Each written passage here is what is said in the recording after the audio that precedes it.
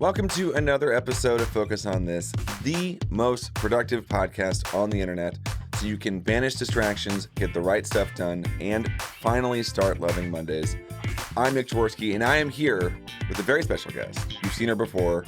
She's a fan favorite, Andrea Liebross. Welcome back to the show. Thanks for having me, Nick. I'm happy to be here. So we're focusing on bringing in planner users, and Andrea is a certified pro, correct? Correct. And to just talk about their experiences with the planner, from like a technical aspect. How do I use it? What are the things that are interesting? But also we're going to talk about sort of a little bit of the inspiration and the outcomes that we've seen from people using the planner, what the planner makes possible. And so Sure. Andrew's here. My understanding is that we're going to be talking about things that you've learned from your clients or things you've learned from your own experience with the planner. Both. I mean, I think my clients are a bigger playground, we'll call it, for exploring how people are using the planner. Sure. But I am an avid user myself. So I see a lot of, I work with entrepreneurial women, and one of the key components of my work is helping them become more organized, focused, better planners so that they can grow their businesses. And the planner is part of this whole program.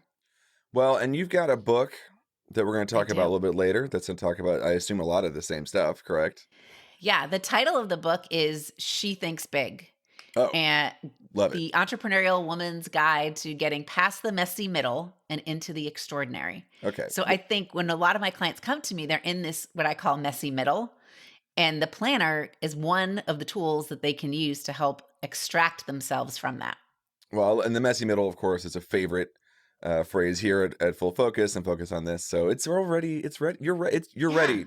I'm ready. If you're a planner user, you need some assistance. There's already a book there. It's coming out this fall. We'll talk about it later, but it's Monday.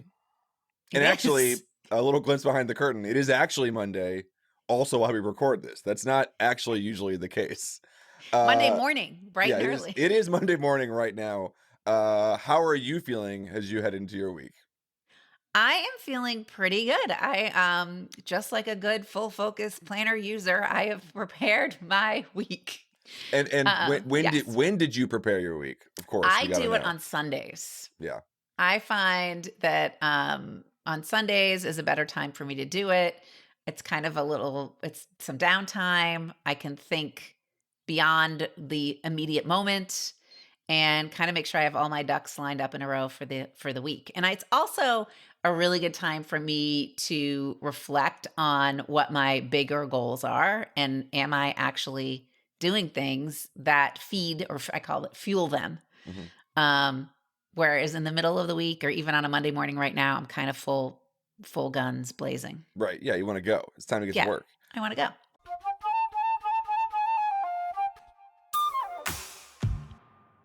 All right. Well, let's start. What are we calling this list? How should we list So this? I think these are three things since the last time we talked, which I don't know how long ago that was, but I was thinking about this. What am I going to tell Nick? Well, I kind of came up with three things. I don't know if they're new revelations, but revelations that have expanded my thinking on, and also have seen happen to more people. That's a very long title, Andrea. It is.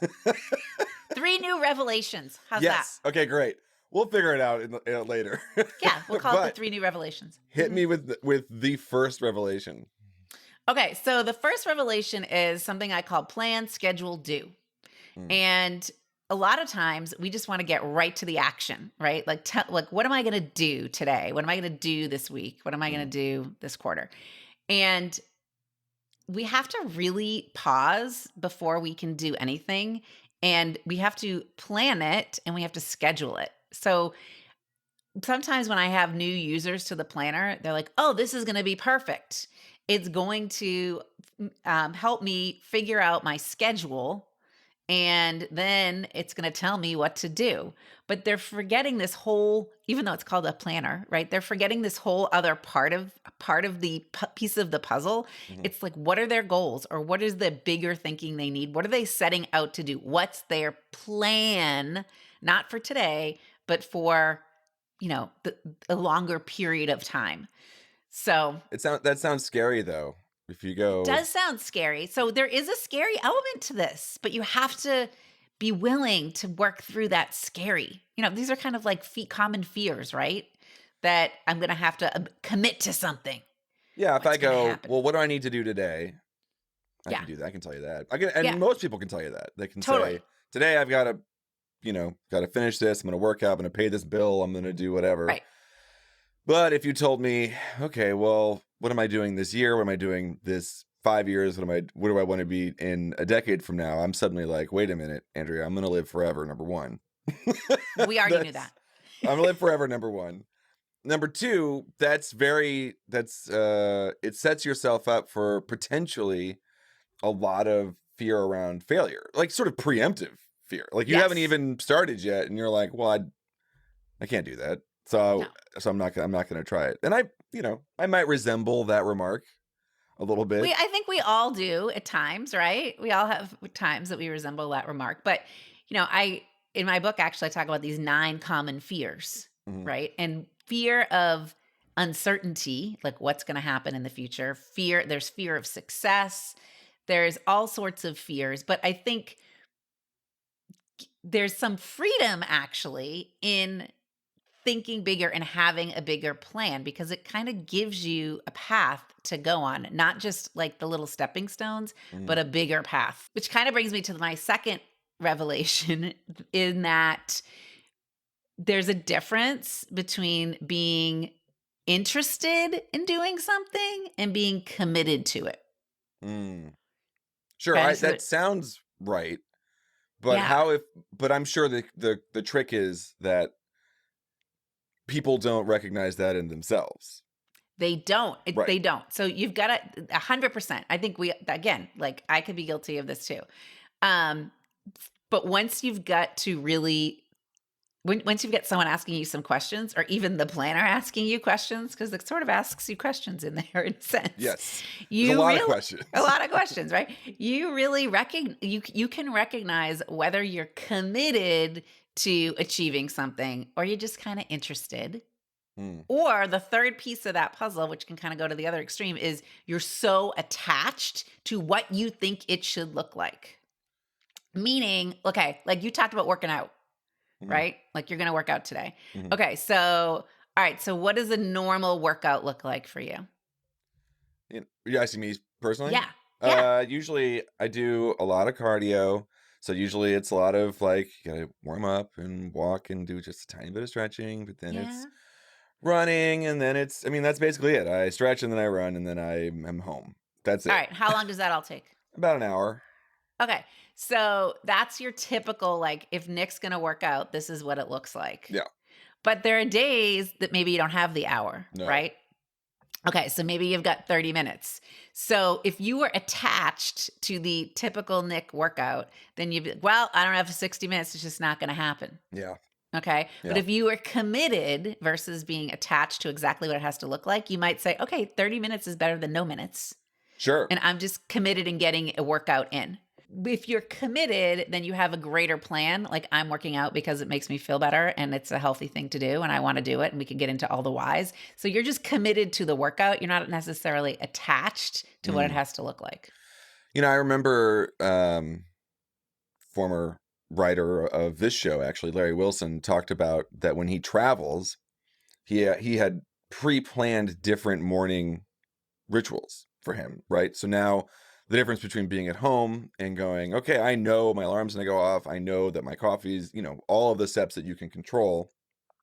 He had a separate morning routine ritual Yes. for his travel days to go, I'm gonna have less time, things are going to go wrong, but I still want to have some control over feeling like I am completing a task and still feeling like good and intentional every morning. And I thought it feels connected to this idea. It is connected. So, like if you look at your ideal week, Hmm. okay, which I think is an awesome tool, sometimes we get frustrated. Like it didn't go exactly as it's Have you supposed to ever go. have you ever fully hit your ideal week? No, I don't think I ever have. Have I'm you? gonna start. No. Okay. No. All I, right. I Just checking. I think we need to start asking this question. Has anybody If you have, please post this in Let the us Full know. Let Focus us know. community. Yes. Please, like for real. If you're at home and you're going, I did it one time, we want to talk to you or just hear from you. But sorry, go ahead. So Sorry to so cut you that's off. like so when we get all mad at ourselves because we didn't get our ideal weekend, that's kind of being attached, Mhm. right? But you're committed to maybe getting the elements of the ideal week in there. Not necessarily, it doesn't necessarily have to look exactly like that. It's great if it does, and yes, who are you? But does that so that's something that's really I've got to point out a lot to my clients and to myself even. And then if you think of it from a business perspective, you know, you set out to achieve a goal and you think you know how you're going to do it, Mhm. right? But 9 times out of 10, maybe in the end, you get to the goal, but the path didn't look like you thought it was going to look like. Mhm. So you're committed to the goal. You're not necessarily attached to the how part. And Sure. I see that a lot when I help clients create business plans that, we review them at least every quarter.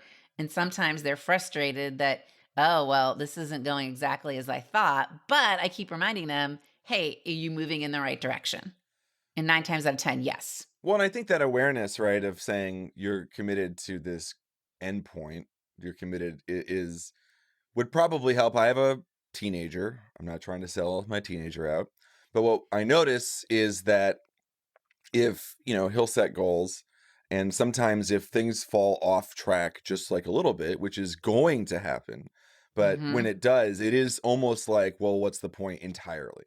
You go, Exactly. So why do I even write this down, yeah, right? like I Like it what's just I said I was gonna do this thing, and so I haven't done it. And I also I can relate to this at various points in my life as well, right?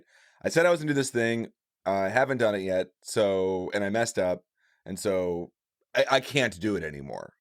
Because the thing was the process, and so I yes. broke the process, so it's over. So it's over. I have a whole podcast. I have my own podcast, and I have a whole episode on anti-goal setters. And one of the Mm, one of the reasons that someone's an anti-goal setter, a common reason I hear is because it's just not going to happen that way, or it might yeah. not. So why do I even bother to begin with? I believe I believe they call that a limiting belief. They do. They do. Look at you. Yes, they do call it um, a limiting belief. all right. Well, S- that's two. Okay. What's our So the third third takeaway? thing, the third takeaway I've kind of had is um what I call it working in your zone of extraordinary achievement. It might be Full Focus has their own words, but I kind of have my own twist on it, which means when you're planning something, okay, so kind of going back to this planning piece, are the things that you're planning going to, number one, move you in the direction you want to go? Like, is it going to move your business forward? Is it going to move you forward personally? Um, do you enjoy doing it? Hmm. Are you the only person in the world that could do it? Do you have resources available to farm it out, to delegate it out? Hmm. And if it is going to move you forward, if you are the only person that can do it, if you enjoy doing it, I guess I should have forgot that one, but if you enjoy doing it, then yeah, you're probably working in your zone of extraordinary achievement. But people plan, I find, things that don't fall into that category, and then they feel like they're wasting time. Maybe this isn't useful. Why is this taking me so long? That kind of thing. So what's like an example of something that doesn't fulfill all of the, what Yeah. kind of thing are people planning that you go, they don't fulfill all of this, Okay. only So you. let's say, okay, I'll give you a personal example, and then I'll give you a business example. A business example is someone says, if they're an entrepreneur, hey, I got to work on all my social media. I got to have bigger social media presence. And okay, like I could buy into that, like that is going to move you forward. But they hate graphic design. Hmm. They despise copywriting, and it takes them a long time, probably because they're avoiding it too, to get going on having a bigger social media presence.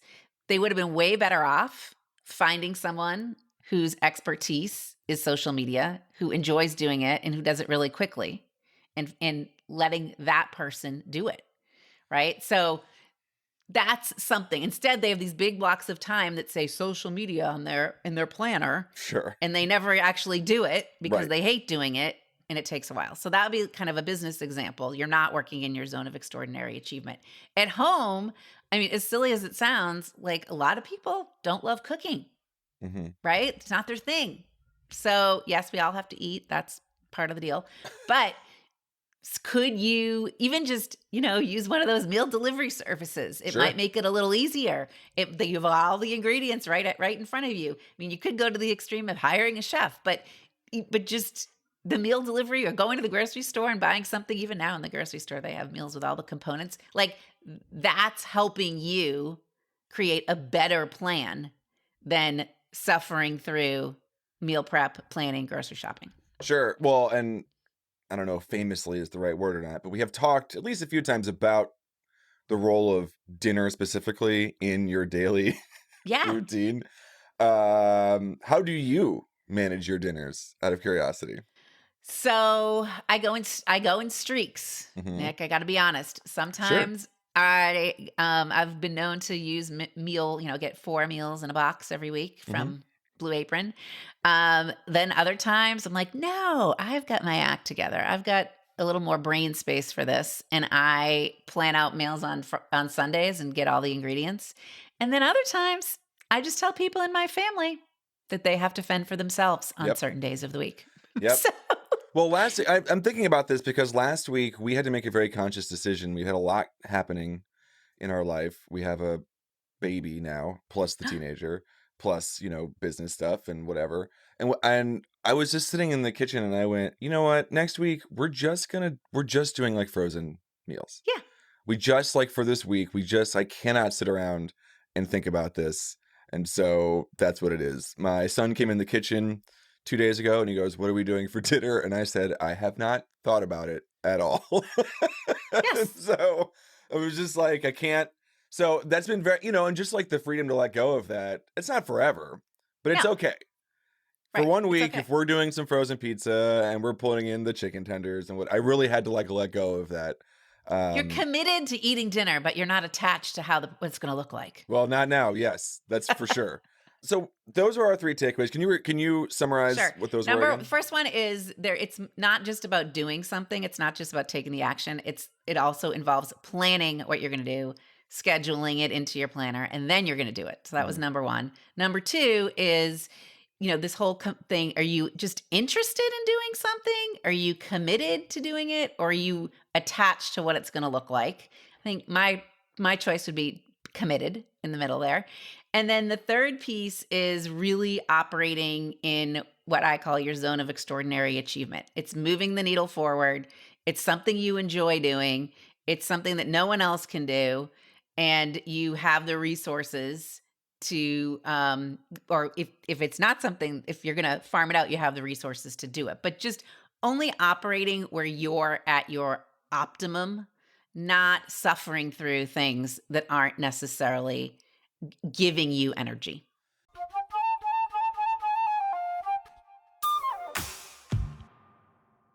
So I know we've got a hard stop here in a couple minutes, but I have started to ask people some similar questions now, just to kind of get a sense of what the Full Focus Planner community is up to. Number one, of course, is which planner are you using? I am using and I have it right here in front of me. I am using the ring, the loose leaf ring Using planner. loose leaf, and that's obviously pretty new for you. So It is. I like it because I can add other things in the back. I can like, I just planned out my next quarter now, but I took the last few pages of mhm. the second quarter and moved it. I can do a cut and paste, we'll call it. There's an episode coming up, or maybe it's out, I don't remember, where somebody talked about the fact that they're really happy to take their goal pages out of the Yeah. loose leaf and scan them, Yeah. just to like for posterity, or to take their weekly preview out and scan them for their assistant. I think that was very, very smart. I was very into that. Super smart. And then a personal question for me is, what are you using to write in your planner? This is maybe the I most controversial thing that happens in the planner community. I use the Uniball Vision Elite pen in blue. In blue. I'm a little crazy and, addicted to it, but that is what I'm using.